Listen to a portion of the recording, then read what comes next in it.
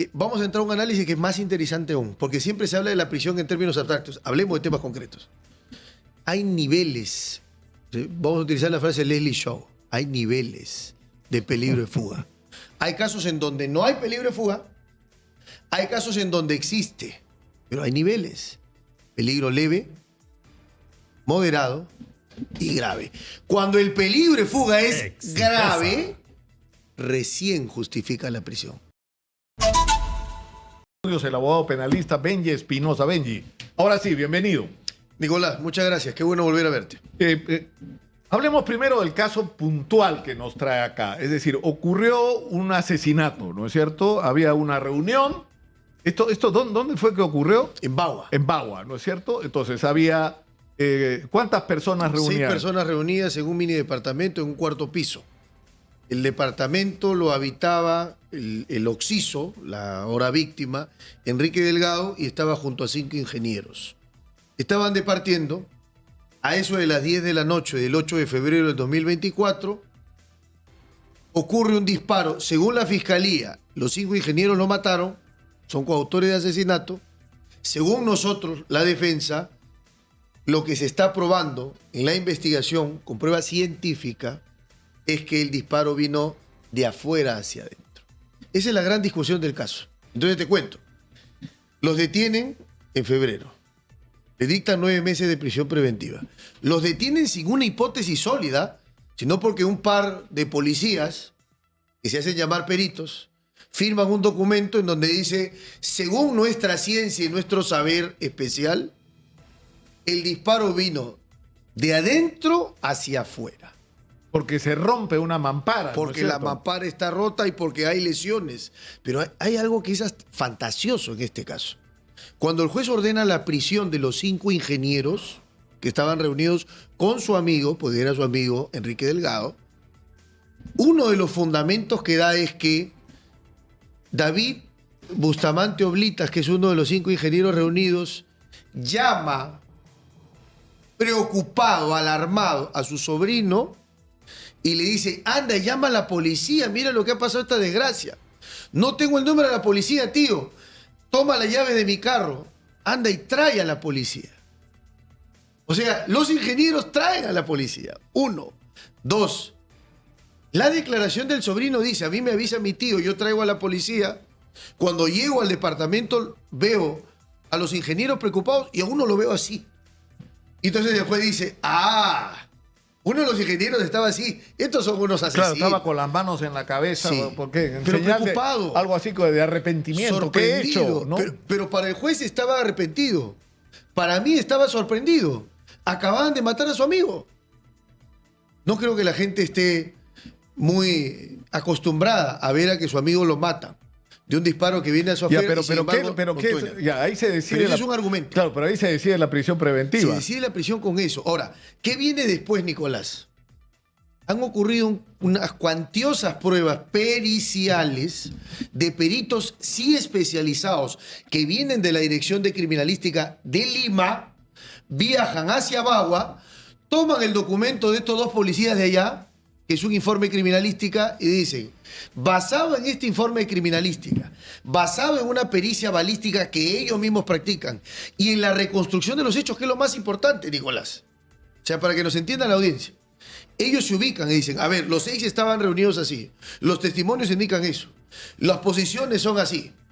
De acuerdo a todas las evidencias, es imposible que el disparo haya venido de adentro hacia afuera. Es imposible.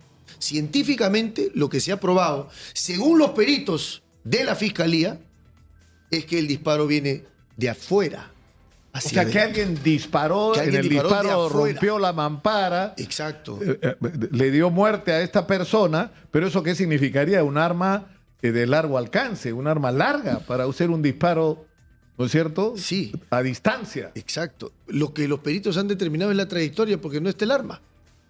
No han incautado el arma. Nunca apareció el arma. No. Y las evidencias en las manos, es decir, Eso es porque importante. eso es una Vamos a pericia otro que se punto, hace. claro. Y sobre eso no hay discusión posible, ¿no? Por supuesto, la fiscalía dice 3 cosas, Nicolás. El caso es un caso de asesinato u homicidio calificado basado en 3 puntos. 1, estos 5 asesinos, según la fiscalía, que son los ingenieros, mataron a quien era su amigo. ¿Por qué? Porque estaban en negocio de obras públicas. Esa es la hipótesis de la Fiscalía.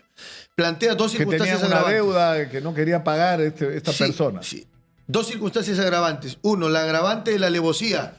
Lo embriagaron para matarlo. El dosaje etílico sale negativo. Delgado, la víctima, no había tomado. Uno. Dos, dicen, por ocultar otro delito. No tienen prueba de eso. Pero lo más importante es, si dicen que los ingenieros que están presos hoy le dispararon, ¿no?, a la víctima, la pregunta es, ¿qué dice el examen de absorción atómica que analiza plomo, bario y antimonio, resto de disparo en las manos? No tienen, salvo dos que tienen solo plomo, y plomo lo podemos tener tú y yo si es que vamos a la gasolinería o pintamos un cuadro. El plomo es el elemento químico más común de todos. Pero 3 ingenieros no tienen ni plomo, ni bario, ni antimonio, y 2 de ellos solo plomo, que son, según los propios peritos especializados en determinar resto de disparo, son insuficientes para determinar que dispararon. No, y además un disparo, por lo que tú describes, a corta distancia, ¿no? Y si es, vamos a esas circunstancias, Nicolás. Si el disparo se hubiese producido conforme a las circunstancias, es un mini departamento chiquitito, en un edificio, 4º piso, reunidos los 5 juntos. Además, no se explica cómo, uno, los 5 juntos van a matar a una sola persona y los 5 son coautores con 2 proyectiles. Hubo dos disparos en realidad, ¿no? Ya. Entonces, Ahora, no se entiende, Nicolás. O sea, es imposible, es una insensatez, es anticientífico. Ahora, hemos pedido el cese de prisión, que se los libere con base en las nuevas pruebas. ¿Qué dice el juez? Insólito. No. Las nuevas pericias, porque también hay un perito de parte, que es el doctor Daniel Pire, que ha sido jefe de peritos acá, que tiene una reputación bien ganada. Entonces, él concluye que según la ciencia y según la criminalística, el disparo vino de afuera hacia adentro. Pero yo no toco la pericia de parte porque el juez puede decir son peritos de parte. Son contratados por... Lo importante, Nicolás, es la pericia de la propia Dirección de Criminalística y los peritos que viajan de Lima hacia Bagua con un encargo específico.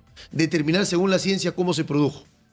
Y es grave, Nicolás, que en el Perú hoy esté pasando que 5 ciudadanos que van a departir con su amigo terminen involucrados en una tragedia. Fue trágica su muerte, pero es más trágica la prisión de 5 ¿Se tiene alguna presunción de quién pudo haber asesinado a esta persona, a Delgado? Bueno, se tiene una prueba y a partir de ahí eso debería generar otras hipótesis. Pero la Fiscalía se ha concentrado en los 5 y no plantea hipótesis alternativas. Por ejemplo, se ha probado que dentro del departamento que habitaba este señor había una pizarra y en la pizarra había anotaciones de coimas.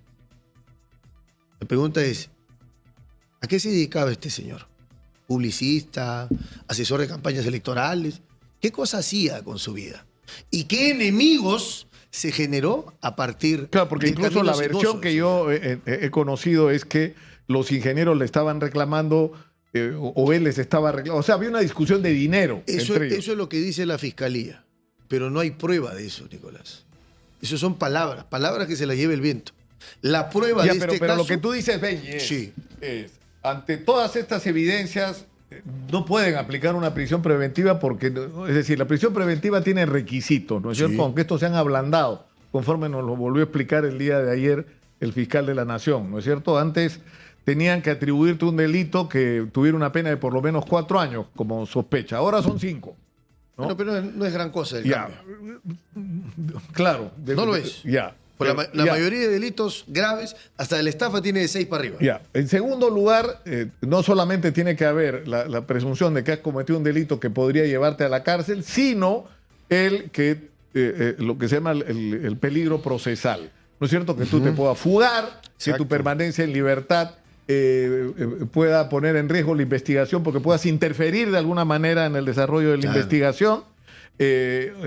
O finalmente que no pueda ser hallado en determinadas circunstancias porque no tienes una dirección conocida ni un trabajo conocido. Digamos, esos son, por supuesto, entiendo los parámetros, ¿no es cierto? Nosotros hemos estado repasando el primer presupuesto del 268, algo simple, lo que tú dices, la presunción de que podrías haber estado involucrado en el delito de asesinato. Desdibujado eso porque ya se probó con la propia prueba de la Fiscalía, con pericias contradictorias, una inicial hecha por no expertos, una siguiente hecha por expertos que dicen que el disparo vino de afuera hacia adentro. Pero no solo eso, sino que ahora se ha explicado que algunas lesiones que presentan algunos de los ingenieros no son lesiones de atacante, sino son lesiones de víctima. Es decir, el disparo viene de afuera hacia adentro. Explota la mampara. Explota la mampara. La mampara es de vidrio. Y lo que hace es disparar un conjunto de esquirlas. Las esquirlas ocasionan lesiones. Entonces, las lesiones que presentan los ingenieros no son porque son unos asesinos, sino porque estuvieron en la hora equivocada, en el lugar equivocado, a alguien a quien ha matado otra gente. Pero te voy a decir algo más en cuanto al peligro procesal. ¿Qué riesgo de fuga pueden tener unos ingenieros que no tienen ningún antecedente, que llamaron a la policía por intermedio del sobrino? O sea, lo que el juez y los fiscales allá me están diciendo es que estos 5 ingenieros son 5 estúpidos que deciden irse a la casa de la víctima, los 5, a matarlo los 5, y luego de matarlo, disparándole cerca, ¿no es cierto?, desaparecen de repente el arma, llaman a la policía para que los detengan.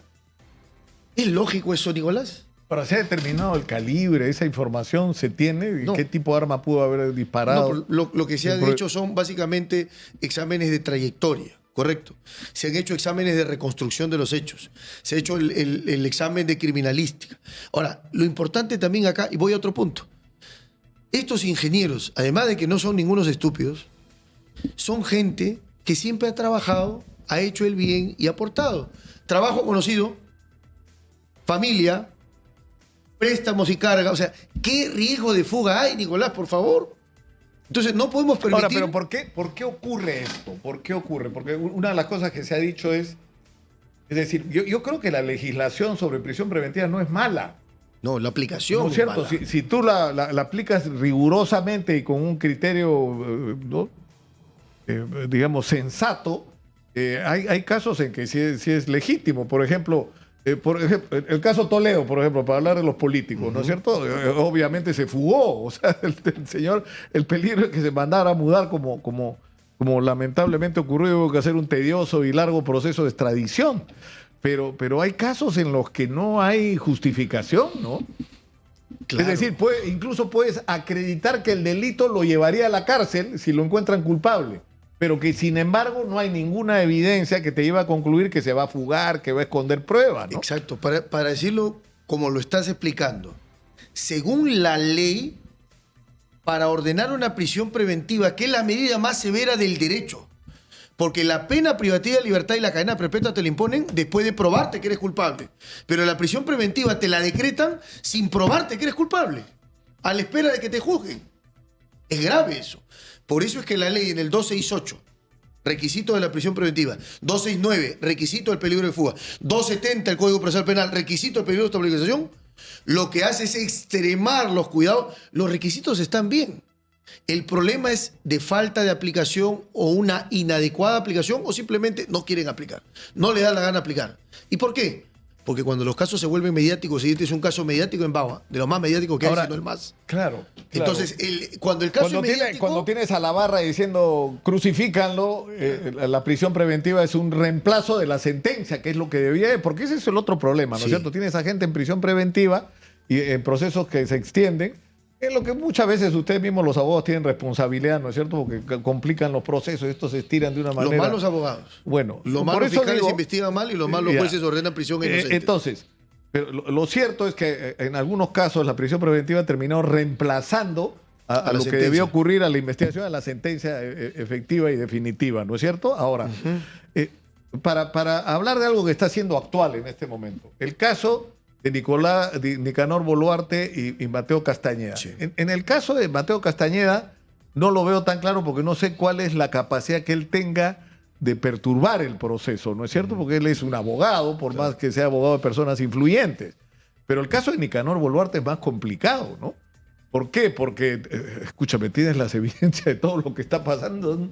Simplemente han desmontado a toda la gente que le investigó, ¿no? Los han sacado a Harvey Colchado de compañía, o sea, todos para afuera, ¿no? O sea, ahí hay evidencias de que hay una capacidad de interferir en el proceso, ¿no? O sea, no se justificaría en el caso de Nicanor Boluarte. Tampoco le voy a explicar porque ese tiene otros argumentos. Yo creo que hay evidencias de que hay una capacidad de obstaculización. Pero también creo que el Estado tiene mecanismos para neutralizar ese peligro de obstaculización. Y te voy a poner ejemplos. Tiene que recurrir la Fiscalía y pedírselo al juez. Mecanismo de prueba anticipada. Yo tengo ciertos testigos. ¿Tengo temor? Pues no importa. A estos testigos protegidos los cuido, los llevo a declarar en un minijuicio, en una audiencia de prueba anticipada, tomo su testimonio, lo aseguro, el día del juicio tengo la información. ¿Por qué no lo utilizan? 1. 2. ¿Por qué no aseguro la prueba? Ojo, todo lo que es prueba de interceptación de comunicaciones, o sea, la información ya está, Nicolás. Si ya les incautaron los celulares, o si ya tienen comunicaciones, o ya hay intervención de comunicaciones, ¿cuál sería el riesgo? De que desaparezca la información. Entonces, ¿qué cosa es lo que tengo que hacer? Cadena de custodia, siguiendo el propio protocolo que tiene la Fiscalía de Evidencia Digital, pero por lo que tú dices, la prueba. Pero no habría, según lo que tú dices, ya no se aplicaría prácticamente nunca la prisión preventiva. No. Es que la prisión preventiva tiene que aplicarse solo en los casos extraordinarios. Y lo extraordinario es lo fuera de lo común. No, Nicolás. No. Yo soy un enemigo de que tengamos en el Perú no prisiones preventivas, sino presiones preventivas. Si tú le cambias la vocal, en el Perú estamos viendo un fenómeno de presiones otro preventivas. Caso que fue muy controversial fue el de Castillo, ¿sí? Para hablar del tema de prisión preventiva. El Castillo es peor. Claro, porque él supuestamente iba hacia la Embajada de México, lo cual suponía... Eso es una hipótesis. Claro, pero es una hipótesis que ha sido tomada como legítima por la Fiscalía. ¿Por qué? Porque si iba a la Embajada de México, quería decir que tenía la voluntad de evadir la acción de la justicia en el Perú. Entonces, eso te significa o te grafica, digamos, casi de catálogo peligro de fuga, ¿no? Voy a asilar en una embajada, estoy, ¿no? Evadiendo la justicia o pretendiendo evadir a la justicia. Pero si se prueba la hipótesis, vamos a distinguir hipótesis de hecho acreditado. Si tú me vas a mandar a prisión preventiva sin ser culpable, pruébame el peligro de fuga, no con hipótesis. La hipótesis es una afirmación, una alegación.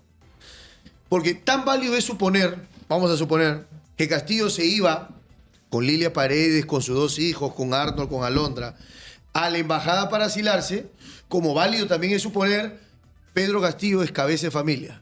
Mando a mi familia y me quedo yo afrontando. ¿Por qué no puede ser válida esa hipótesis? Ambas son válidas. Tú sabes, Nicolás, que hay un antiguo adagio que viene de los griegos, tomado por los romanos, y lo enseñaron los europeos. Y acá lo aprendimos mal, que es: aquello que puede ser afirmado sin prueba, puede ser negado sin prueba. Escúchame, y el caso de Alan García, que había incluso ido a solicitar asilo el día de su trágico suicidio, de su trágica muerte, en ese caso no había efectivamente el peligro de fuga. Yo creo que había un nivel de peligro de fuga, pero no el bastante para la prisión preventiva. Pero que según tu criterio no se aplica nunca. Es que tiene que aplicarse. Si la Fiscalía lo está investigando y él trató infructuosamente, porque no lo logró, de que le dieran asilo en la Embajada de Uruguay y tuvo que salir de la embajada, evidentemente tenía la intención de irse y evadir a la justicia. Sí, entonces, pero en ese caso no, pero Nicolás, se acredita, ¿no? Pero a ver, es que vamos a entrar a un análisis que es más interesante aún, porque siempre se habla de la prisión en términos abstractos. Hablemos de temas concretos. Hay niveles. Vamos a utilizar la frase Leslie Shaw. Hay niveles de peligro de fuga. Hay casos en donde no hay peligro de fuga. Hay casos en donde existe. Pero hay niveles. Peligro leve, moderado y grave. Cuando el peligro de fuga es grave, recién justifica la prisión.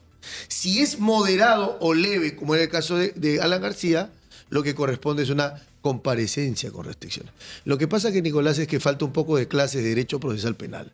Si tú entiendes eso, ahora me queda claro. O sea, no es el peligro, no, son los tipos de peligro. Está claro, ¿entiendes? Pero no sé cómo puede ser leve cuando ha sido... Bueno, me da pena hablar de Alan García, que no está, ¿no? O sea, no. No, pero Nicolás... Me incomoda un poco, pero lo que sí es cierto es que si fuiste a una embajada a pedir asilo, claramente estaba tratando de evadir a la justicia. Pero también hay un ejercicio de derecho, Nicolás. O sea, el asilo es un derecho de Alan como tuyo, como mío. Sí, claro. Ahora, fracasó, pero estaba ejerciendo un derecho.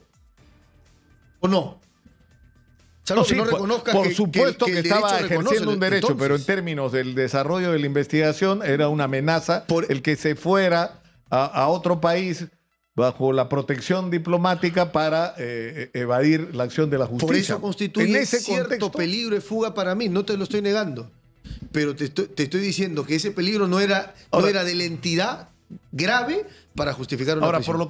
Para cerrar, Benji, por lo que tú cuentas del caso de estos ingenieros, acá esto va más allá incluso de una aplicación que podría considerarse arbitraria de la prisión preventiva, sino de un proceso donde no hay ni siquiera los elementos para atribuirles la responsabilidad por la muerte de esta persona. Exacto. Por lo que tú has dicho. No solo O sea, tú dices, la absorción atómica negativa, la pericia de criminalista que ha ido de Lima, que el disparo vino de afuera y no de adentro. O sea, que Dosaje ninguno de los negativo. que estaban ahí podía ser autor. El arma no está. No está. Es decir, dosaje etílico negativo. ¿Cómo sustentas la hipótesis de que lo embriagaron? Alevosía quiere decir, yo, Nicolás, lo embriago de tal modo que no pueda defenderse.